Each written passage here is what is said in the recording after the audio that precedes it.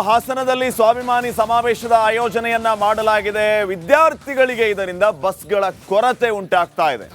ಶಾಲಾ ಕಾಲೇಜುಗಳಿಗೆ ಹೋಗೋದಕ್ಕೆ ಬಸ್ಗಳು ಇಲ್ಲದೆ ಪರದಾಡುವಂತಹ ಪರಿಸ್ಥಿತಿ ನಿರ್ಮಾಣ ಆಗಿದೆ.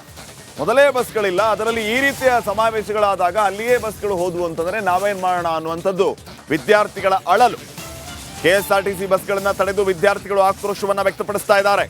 ಹುಣಸೂರು ತಾಲೂಕಿನ ಬಿಳಿಕೆರೆಯಲ್ಲಿ ನಡೆದಿರುವಂತಹ ಒಂದು ಘಟನೆ. ಹಾಸನಕ್ಕೆ ಕಾರ್ಯಕರ್ತರನ್ನ ಕರೆದುಕೊಂಡು ಹೋಗೋದಕ್ಕೆ ಅಂತ ಇದೇ ಕೆಎಸ್ಆರ್ಟಿಸಿ ಬಸ್ಗಳನ್ನ ಬಳಸ್ತಾ ಇದ್ರು.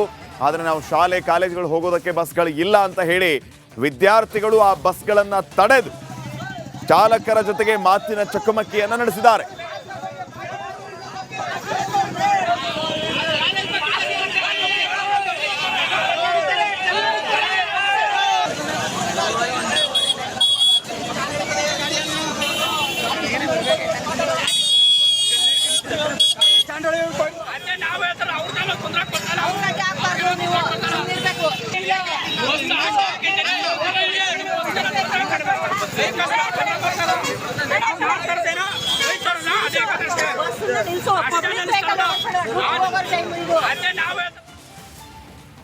ಸ್ವಾಭಿಮಾನಿ ಸಮಾವೇಶ ನಡೀತಾ ಇರೋದರ ಹಿನ್ನೆಲೆ ಎಚ್.ಡಿ. ರೇವಣ್ಣ ಅವರು ಈ ಕಾಂಗ್ರೆಸ್ನ ಸಮಾವೇಶ ವಿರುದ್ಧ ಕಿಡಿಕಾರಿದ್ದಾರೆ.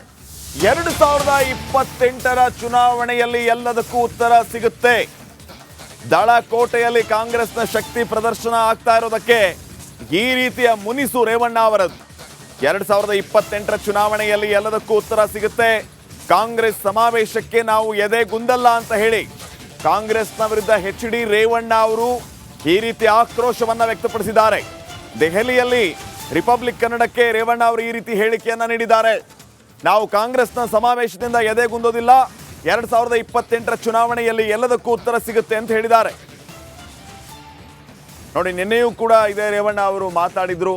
ಈ ಸಮಾವೇಶದ ವಿಚಾರವಾಗಿ ಅವರು ಹೇಳ್ತಾ, ದೇವೇಗೌಡರು ಇರೋವರೆಗೂ ಯಾರು ಏನು ಮಾಡೋದಕ್ಕಾಗೋದಿಲ್ಲ, ಇದು ದಳಕೋಟೆ ಭದ್ರಕೋಟೆ ಅನ್ನುವಂತಹ ಮಾತನ್ನ ಹೇಳ್ತಾ ಇದ್ರು. ಇವತ್ತು ಮುಂದುವರೆದ ಭಾಗವಾಗಿ 2028ರ ಚುನಾವಣೆಯಲ್ಲಿ ಎಲ್ಲದಕ್ಕೂ ಉತ್ತರ ಸಿಗುತ್ತೆ. ಕಾಂಗ್ರೆಸ್ ಸಮಾವೇಶಕ್ಕೆ ನಾವು ಎದೆಗುಂದಲ್ಲ. ಇವರು ಹಾಸನದಲ್ಲಿ ಇಂಥ ಒಂದಲ್ಲ 10 ಸಮಾವೇಶಗಳನ್ನ ಮಾಡಿದರೂ ಕೂಡ ನಾವು ಇದರ ಬಗ್ಗೆ ತಲೆ ಕೆಡಿಸ್ಕೊಳ್ಳೋದಿಲ್ಲ. ಮುಂದಿನ ಚುನಾವಣೆಯಲ್ಲಿ ಜನ ಇವರಿಗೆ ತಕ್ಕ ಉತ್ತರವನ್ನ ಕೊಡ್ತಾರೆ ಅಂತ ರೇವಣ್ಣ ಅವರು ಹೇಳಿದ್ದಾರೆ.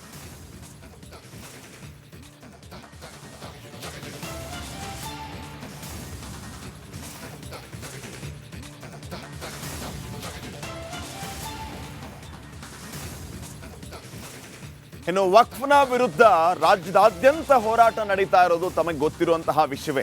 ಈಗ ಬೆಂಗಳೂರಿನಲ್ಲಿಯೂ ಕೂಡ ವಕ್ಫ್ನ ವಿಚಾರವಾಗಿ ಮತ್ತೆ ಆಕ್ರೋಶ ಹೆಚ್ಚಾಗ್ತಾ ಇದೆ. ಮತ್ತೊಂದು ಭೂಮಿಯ ಮೇಲೆ ವಕ್ಫ್ನ ಕಣ್ಣು. ಬೆಂಗಳೂರಿನ ಮತ್ತೊಂದು ಭೂಮಿಯ ಮೇಲೆ ವಕ್ಫ್ ಕಣ್ಣು ಬಿದ್ದಿದೆ. ರಾಜಧಾನಿಯನ್ನೇ ಕಬ್ಜಾ ಮಾಡೋದಕ್ಕೆ ಮುಂದಾಯ್ತ ಹಾಗಿದ್ರೆ ವಕ್ಫ್. ಭೂಪ್ಸಂದ್ರ ಬಳಿಕ ಶಿವರಾಮ್ ಕಾರಂತ ಬಡಾವಣೆಯ ಸರದಿ. ಶಿವರಾಮ್ ಕಾರಂತ ಬಡಾವಣೆಯ 348 ಎಕರೆ ವಕ್ಫ್ ಆಸ್ತಿ. ವಕ್ಫ್ ಆಸ್ತಿಯನ್ನೇ ಬಿಡಿಎ ಕಬಳಿಸಿದೆ ಅಂತ ಆರೋಪ. ನಮಗೆ ಪರ್ಯಾಯವಾಗಿ 348 ಎಕರೆ ಭೂಮಿ ಕೊಡಿ, ಬಿಡಿಎಗೆ ಪತ್ರ ಬರೆದಿದ್ದೀವಿ ಅಂತ ವಕ್ಫ್ ಬೋರ್ಡ್ ಮಾಜಿ ಅಧ್ಯಕ್ಷ ಶಫಿ ಸಾದಿ ರಿಪಬ್ಲಿಕ್ ಕನ್ನಡಕ್ಕೆ ತಿಳಿಸಿದ್ದಾರೆ. ವಕ್ಫ್ ಬೋರ್ಡ್ ಇದೀಗ ಬೆಂಗಳೂರನ್ನ ಕಬ್ಜಾ ಮಾಡಲು ಮುಂದಾಗ್ತಿದೆ. ಒಂದು ಕಡೆ ಭೂಬಸಂದ್ರ, ಒಂದು ಕಡೆ ಚಿಕ್ಕಪೇಟೆ, ಬಳೆಪೇಟೆ, ಅದಾದ ನಂತರ ಇದೀಗ ಯಲಹಂಕದ ಶಿವರಾಮ ಕಾರಂತ ಬಡಾವಣೆ ನಮ್ಮದು ಅಂತೇನೋ ಒಂದು ಕಡೆ ಹೇಳಲಾಗ್ತದೆ. ಹೀಗಾಗಿ ಬಿ ಡಿ ಎಗೆ ಸಹ ಏನೋ ಲೆಟರ್ ಸಹ ಬರ್ತದೆ. ಇಲ್ಲಿ ನೋಡ್ತಿರ್ಬೋದು ಶಿವರಾಮ್ ಕಾರಂತ ಬಡಾವಣೆ ಇದು. ಇಲ್ಲಿ ಬಿ ಡಿ ಎದವರು ಏನೋ ಒಂದು ಕಡೆ ಲೇಔಟ್ ಮಾಡ್ತಿದ್ರೆ, ಬಟ್ ಇಲ್ಲಿ 348 ಎಕರೆ ನಮ್ಮದು ವಕ್ಫ್ ಬೋರ್ಡ್ ಆಸ್ತಿ ಇದು. ಇದೀಗ ಬಿ ಡಿ ಎ ತನ್ನ ಸ್ವಾಧೀನಕ್ಕೆ ಪಡಿಸಿಕೊಂಡು ಲೇಔಟ್ ಮಾಡ್ತಿದೆ. ಹೀಗಾಗಿ ನಮಗೆ ಬೇರೆ ಕಡೆಗೆ ಜಾಗ ನೀಡಬೇಕಂತ ಒಂದು ಕಡೆ ಬಿ ಡಿ ಎಗೆ ಲೆಟರ್ಸ್ ಏನು ವಕ್ಫ್ ಬೋರ್ಡು ಮಾಜಿ ಅಧ್ಯಕ್ಷರು ಸಫಿ ಸಾದಿ ಅವರು ಬರೆದಿದ್ದಾರೆ. ಒಂದು ಹೇಳಿಕೆ ಕೊಟ್ಟಿದ್ದಾರೆ, ನಮ್ಮ ಜಾಗವನ್ನು ಅಲ್ಲಿ ಲೇಔಟ್ ಮಾಡ್ತಿದ್ರೆ ಇದು ವಕ್ಫ್ ಬೋರ್ಡ್ ಆಸ್ತಿ 348 ಎಕರೆ ಏನು B D A Shivaram Karanth ಬಡಾವಣೆ ಮಾಡ್ತಿದ್ರಲ್ಲಿ ಅಲ್ಲಿ 348 ಎಕರೆ ವಕ್ಫ್ ಬೋರ್ಡ್ ಆಸ್ತಿ. ಹೀಗಾಗಿ ನಮಗೆ ನಾವು ಅದೇ ಜಾಗವನ್ನು ಕೇಳ್ತಿಲ್ಲ, ಬಟ್ ನಮಗೆ ಬೇರೆ ಜಾಗದನ್ನು 348 ಎಕರೆ ನಮಗೆ ಬೇರೆ ಕಡೆ ಜಾಗ ನೀಡಬೇಕು. ಯಾಕಂದರೆ ನಾವು ಬಡ ಮುಸ್ಲಿಮ್ಗೆ ನೀಡಬೇಕಂತ ಒಂದು ಕಡೆ ನೀಡೋಕ್ಕೆ ಮುಂದಾಗ್ತೀವಿ. ಹೀಗಾಗಿ ಬಿ ಡಿ ಎಗೆ ಲೆಟ್ರ್ ಬರ್ತೀವಿ, ಇದಕ್ಕೆ ಸರ್ಕಾರ ಸ್ಪಂದನೆ ಮಾಡಬೇಕು. ಯಾಕಂದರೆ ಒಂದು ಸತಿ ವಕಫ್ ಅಂದರೆ ಅದು ವಕಫ್ ಆಸ್ತಿ ಆಗುತ್ತೆ. ಹೀಗಾಗಿ ಸರ್ಕಾರ ಬಿಡಿಎ ನಮ್ಮ ಜಾಗವನ್ನು ವಶಪಡಿಸಿಕೊಂಡಿದೆ. ಇದು ಸರಿಯಲ್ಲ, ನಮಗೆ ಅದೇ ಜಾಗವನ್ನು ಕೇಳ್ತಿಲ್ಲ, ಬೇರೆ ಜಾಗ ಪರ್ಯಾಯವಾಗಿ ಬೇರೆ ಜಾಗವನ್ನು 348 ಎಕರೆ ನೀಡಬೇಕು. ಯಾಕಂದರೆ ಈ ಹಿಂದೆ 88 ಎಕರೆವನ್ನು ಮಾತ್ರ ಸರ್ಕಾರ ನೀಡಲು ಮುಂದಾಗಿತ್ತು. ಬಟ್ ಅದು ವಕ್ಫ್ ಬೋರ್ಡ್ ತಿರಸ್ಕಾರ ಮಾಡಿತ್ತು. ಬಟ್ ನಮಗೆ 348 ಎಕರೆ ಜಾಗವನ್ನು ಬೇರೆ ಕಡೆ ನೀಡಿದರೆ ನಮಗೆ ಅನುಕೂಲವಾಗುತ್ತೆ. ಬಡ ಮುಸ್ಲಿಮಿಗೆ ನಾವು ಜಾಗವನ್ನು ನೀಡಬೇಕಾಗತ್ತೆ. ಹೀಗಾಗಿ ಒಂದು ಕಡೆ ಬಿ ಡಿ ಎಗೆ ಮಾಜಿ ಅಧ್ಯಕ್ಷರು ಲೆಟರ್ ಸಹ ಬರೆದಿದ್ದಾರೆ. ಒಂದು ಕಡೆ ಸರ್ಕಾರಕ್ಕೆ ಒತ್ತಾಯ ಮಾಡಿದರೆ 348 ಎಕರೆ ಅಂದರೆ ಬೇರೆ ಕಡೆ ಜಾಗ ನೀಡಿದರೆ ಉತ್ತಮವಾಗಿರುತ್ತೆ. ಇಲ್ಲವಾದರೆ ನಾವು ಸಹ ಏನೋ ಒಂದು ಕಡೆ ವಕ್ಫ್ ಬೋರ್ಡ್ ಏನೋ ಆಸ್ತಿ ಅಂದರೆ ಒಂದು ಕಡೆ ವಕಾಫ್ ಅಂದರೆ ಅದು ವಕ್ಫ್ ಬೋರ್ಡ್ ಆಸ್ತಿ. ಹೀಗಾಗಿ ಸರ್ಕಾರ ಮತ್ತು ಬಿ ಡಿ ಎ ಇದನ್ನು ಗಂಭೀರವಾಗಿ ಪರಿಗಣಿಸಬೇಕಂತ ಒಂದು ಕಡೆ ಒತ್ತಾಯ ಜೊತೆಗೆ ಮನವಿ ಸಹ ಮಾಡಿದ್ದಾರೆ. ಕ್ಯಾಮ್ರಾ ಪರ್ಸನ್ ಮಂಜು ಜೊತೆ ವೀರೇಶ್, ರಿಪಬ್ಲಿಕ್ ಕನ್ನಡ, ಬೆಂಗಳೂರು. ಇನ್ನು ಈ ಬಗ್ಗೆ ರಿಪಬ್ಲಿಕ್ ಕನ್ನಡ ಜೊತೆಗೆ ವಕ್ಫ್ನ ಮಾಜಿ ಅಧ್ಯಕ್ಷ ಶಫಿ ಸೈಯದಿ ಅವರು ಮಾತಾಡಿದ್ದಾರೆ. ಏನು ಮಾತಾಡಿದ್ದಾರೆ ನೋಡ್ಕೊಂಬರೋಣ. ಮೇಡಿ ಅಗ್ರಹಾರ ಜಾಲಹಳ್ಳಿ ಪಕ್ಕದಲ್ಲಿ 348 ಎಕರೆ ಜಾಗ ಇತ್ತು. ಎಲ್ಲಿ ನಮ್ಮ ಅಲ್ಸೂರ್ ಗೇಟ್ ಪೊಲೀಸ್ ಸ್ಟೇಷನ್ ಹಿಂದೆ ಒಂದು ಇದಿದೆ, ದರ್ಗಾ ಇದೆ, ನಿಮ್ಗೆ ಗೊತ್ತಿಲ್ಲ, ಹಮೀಷಾ ರಹಮತುಲ್ಲಾ ಅಲಿ ಅಂತ. ಅವರು ವಕ್ಫ್ ಮಾಡಿದಂಥ ಜಾಗ 348 ಎಕರೆ ಜಾಗ ಮೇಡಿ ಅಗ್ರಹಾರದಲ್ಲೇ ಇದೆ. ಆ ಮೇಡಿ ಅಗ್ರಹಾರದಲ್ಲಿ ಏನಾಗಿದೆ, ಶಿವರಾಮ್ ಕಾರ್ ಅಂತ ಬಡಾವಣೆ ಅಂತೇಳಿ ಬಿ ಡಿ ಅಕ್ವೈರ್ ಮಾಡಿ, ನಮ್ಮ ಜಾಗ ಅಕ್ವೈರ್ ಮಾಡಿ ಅದನ್ನು ಜನರಿಗೆ ಹಂಚಿದ್ದಾರೆ. ಆ ಜನರ ಹತ್ರ ಹೋಗಿ ನೀವು ನಮಗೆ ವಾಪಸ್ ಕೊಡಿ ಅಂತ ಇಷ್ಟ ತನಕ ವಕ್ಫ್ ಬೋರ್ಡ್ ಹೇಳಿಲ್ಲ. ಸಾರ್ವಜನಿಕರಿಗೆ ತೊಂದರೆ ಕೊಡುವಂಥ ಒಂದು ಕೆಲಸನೂ ಇಷ್ಟ ತನಕ ಮಾಡಿಲ್ಲ. ವಕ್ಫ್ ಬೋರ್ಡ್ ಮಾಡ್ತಾ ಇರೋದೇನಂತ ಹೇಳಿದರೆ ಬಿ ಡಿ ಎಗೆ ಲೆಟ್ರ್ ಬರೆದಿದೆ. ಅದು ನನ್ನ ಅಧಿಕಾರಾವಧಿಯಲ್ಲೇ 2 ಲೆಟ್ರನ್ನು ನಾವು ಬರೆದಿದ್ದೀವಿ. ಅದಕ್ಕಿಂತ ಮುಂಚೆನೂ ಬರೆದಿದ್ದಾರೆ. ನಮ್ಮ ಜಾಗ ಅಂತ ನಮ್ಮ ಜಾಗ ಅಂತ ವಕ್ಫ್ ಪರಿಹಾರ ಬೇಕು ಅಂತ ಯಾರ ಹತ್ರ, ಸಾರ್ವಜನಿಕರೊಡೆ ಅಲ್ಲ, ಬಿ ಡಿ ಎ ನೀವು ಎಕ್ವೈರ್ ಮಾಡಿರೋದು, ಬಿ ಡಿ ಎ ನಮಗೆ ಪರಿಹಾರ ಕೊಡೋದು ಸರ್ಕಾರನೂ ಹೇಳಿದೆ. ಇದು ನಿನ್ನೆ ಮೊನ್ನೆ ಏನೂ ಅಲ್ಲ, 2022ರಲ್ಲಿ ನಾನು ಅಧ್ಯಕ್ಷನಾಗಿದ್ದಾಗ ಲೆಟರ್ ಬರೆದಿದ್ದೆ. ಅದಕ್ಕಿಂತ ಮುಂಚೆನೂ ಹಲವಾರು ಪತ್ರಗಳು ಹೋಗಿದೆ. ನಾನು ಸ್ವಲ್ಪ ಕೆಲಸಗಳು ಗ್ರೌಂಡ್ ಲೆವೆಲಲ್ಲಿ ಕೆಲಸ ಮಾಡಿದೆ. ಆ ಪತ್ರಗಳು ಹೋಗಿದೆ, ಬಿ ಡಿ ಎಗೆ ಹೋಗಿದೆ. ಬಿ ಡಿ ಎಯಿಂದ ನಮಗೆ ವಾಪಸ್ ಬಂದಿದೆ. ಫಸ್ಟು 88 ಎಕರೆಗೆ ಮಾತ್ರ ಪರಿಹಾರ ಕೊಡಬೇಕು ಅಂತ ಸರ್ಕಾರದಿಂದ ಲೆಟ್ರ್ ಬಂತು. ನಾವು ಅದನ್ನು ಕ್ಲೈಮ್ ಮಾಡಿದ್ದು. 88 ಎಕರೆ ಮಾತ್ರ ಅಲ್ಲ, 40 ಎಕರೆ ಮಾತ್ರ ಅಲ್ಲಿ ಖಾಲಿ ಇರೋದು. ಮಿಕ್ಕಿದ 300 ಎಕರೆ ಜಾಗಕ್ಕೂ ನಮಗೆ ಪರಿಹಾರ ಕೊಡಿ. ಆ ಪರಿಹಾರ ಸಿಕ್ಕಿದರೆ ಮುಸ್ಲಿಂ ಬಡವರಿಗೆ ಅದರ ಅಥವಾ ಬೇರೆಲ್ಲಾದರೂ ಜಾಗ ಸಿಕ್ಕಿದರೂ ಸಾಕು, ನಮ್ಮ ಜಾಗ ಅಂತೇಳಿ.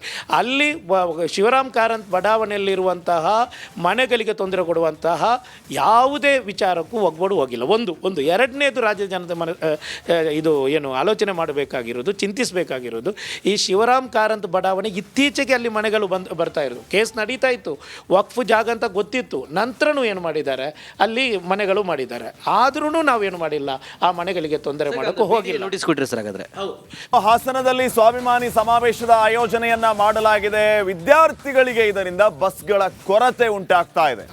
ಶಾಲಾ ಕಾಲೇಜುಗಳಿಗೆ ಹೋಗೋದಕ್ಕೆ ಬಸ್ಗಳು ಇಲ್ಲದೆ ಪರದಾಡುವಂತಹ ಪರಿಸ್ಥಿತಿ ನಿರ್ಮಾಣ ಆಗಿದೆ. ಮೊದಲೇ ಬಸ್ಗಳಿಲ್ಲ, ಅದರಲ್ಲಿ ಈ ರೀತಿಯ ಸಮಾವೇಶಗಳಾದಾಗ ಅಲ್ಲಿಯೇ ಬಸ್ಗಳು ಹೋದ್ವು ಅಂತಂದ್ರೆ ನಾವೇನ್ ಮಾಡೋಣ ಅನ್ನುವಂಥದ್ದು ವಿದ್ಯಾರ್ಥಿಗಳ ಅಳಲು. KSRTC ಬಸ್ಗಳನ್ನು ತಡೆದು ವಿದ್ಯಾರ್ಥಿಗಳು ಆಕ್ರೋಶವನ್ನು ವ್ಯಕ್ತಪಡಿಸ್ತಾ ಇದ್ದಾರೆ. ಹುಣಸೂರು ತಾಲೂಕಿನ ಬಿಳಿಕೆರೆಯಲ್ಲಿ ನಡೆದಿರುವಂತಹ ಒಂದು ಘಟನೆ. ಹಾಸನಕ್ಕೆ ಕಾರ್ಯಕರ್ತರನ್ನ ಕರೆದುಕೊಂಡು ಹೋಗೋದಕ್ಕೆ ಅಂತ ಇದೇ KSRTC ಬಸ್ಗಳನ್ನು ಬಳಸ್ತಾ ಇದ್ರು. ಆದರೆ ನಾವು ಶಾಲೆ ಕಾಲೇಜುಗಳು ಹೋಗೋದಕ್ಕೆ ಬಸ್ಗಳು ಇಲ್ಲ ಅಂತ ಹೇಳಿ ವಿದ್ಯಾರ್ಥಿಗಳು ಆ ಬಸ್ಗಳನ್ನು ತಡೆದು ಚಾಲಕರ ಜೊತೆಗೆ ಮಾತಿನ ಚಕಮಕಿಯನ್ನು ನಡೆಸಿದ್ದಾರೆ.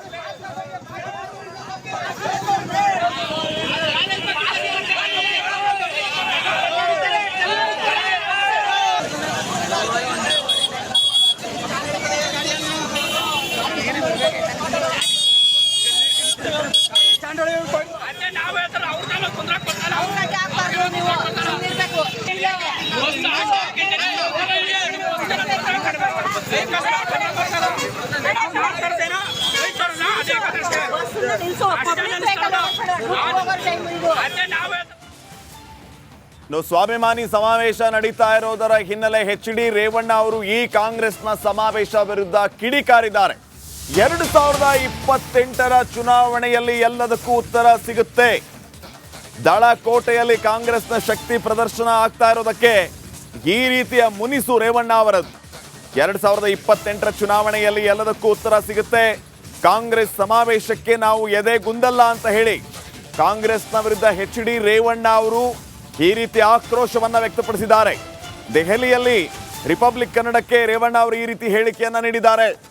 ನಾವು ಕಾಂಗ್ರೆಸ್ನ ಸಮಾವೇಶದಿಂದ ಎದೆಗುಂದೋದಿಲ್ಲ, 2028ರ ಚುನಾವಣೆಯಲ್ಲಿ ಎಲ್ಲದಕ್ಕೂ ಉತ್ತರ ಸಿಗುತ್ತೆ ಅಂತ ಹೇಳಿದ್ದಾರೆ. ನೋಡಿ, ನಿನ್ನೆಯೂ ಕೂಡ ಇದೇ ರೇವಣ್ಣ ಅವರು ಮಾತಾಡಿದ್ರು. ಈ ಸಮಾವೇಶದ ವಿಚಾರವಾಗಿ ಅವರು ಹೇಳ್ತಾ, ದೇವೇಗೌಡರು ಇರೋವರೆಗೂ ಯಾರು ಏನು ಮಾಡೋದಕ್ಕಾಗೋದಿಲ್ಲ, ಇದು ದಳಕೋಟೆ ಭದ್ರಕೋಟೆ ಅನ್ನುವಂತಹ ಮಾತನ್ನ ಹೇಳ್ತಾ ಇದ್ರು. ಇವತ್ತು ಮುಂದುವರೆದ ಭಾಗವಾಗಿ 2028ರ ಚುನಾವಣೆಯಲ್ಲಿ ಎಲ್ಲದಕ್ಕೂ ಉತ್ತರ ಸಿಗುತ್ತೆ. ಕಾಂಗ್ರೆಸ್ ಸಮಾವೇಶಕ್ಕೆ ನಾವು ಎದೆಗುಂದಲ್ಲ. ಇವರು ಹಾಸನದಲ್ಲಿ ಇಂಥ ಒಂದಲ್ಲ 10 ಸಮಾವೇಶಗಳನ್ನ ಮಾಡಿದರೂ ಕೂಡ ನಾವು ಇದರ ಬಗ್ಗೆ ತಲೆ ಕೆಡಿಸ್ಕೊಳ್ಳೋದಿಲ್ಲ. ಮುಂದಿನ ಚುನಾವಣೆಯಲ್ಲಿ ಜನ ಇವರಿಗೆ ತಕ್ಕ ಉತ್ತರವನ್ನ ಕೊಡ್ತಾರೆ ಅಂತ ರೇವಣ್ಣ ಅವರು ಹೇಳಿದ್ದಾರೆ.